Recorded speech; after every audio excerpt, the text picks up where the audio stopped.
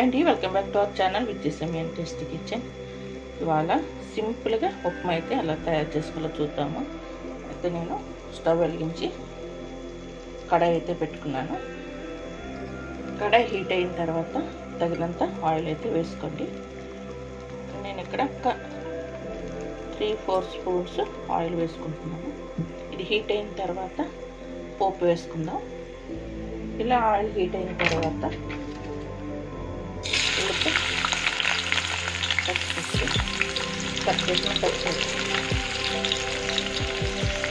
ఇవి కొంచెం బాగా వేయించుకోండి. ఇలా బాగా వేయించుకున్న తర్వాత ఇలా వేయించినప్పుడే వేరుశనగుళ్ళు, పచ్చిశనగపప్పు, మినప్పప్పు కూడా వేసుకున్నాను. ఆవాలు, కరివేపాకు. ఇది ఇలా బాగా వేయించినప్పుడు ఒక కప్కి 4 గ్లాసులు వాటర్ అయితే వేసుకోండి. రుచికి సరిపడినంత సాల్ట్ వేసుకోండి.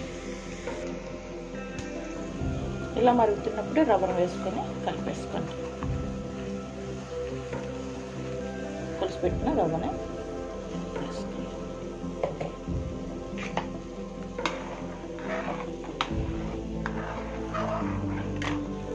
ఒకసారి మధ్యలో కలుపుకోండి. ఎంతో సింపుల్గా ఉప్మా అయితే రెడీ అయిపోయింది.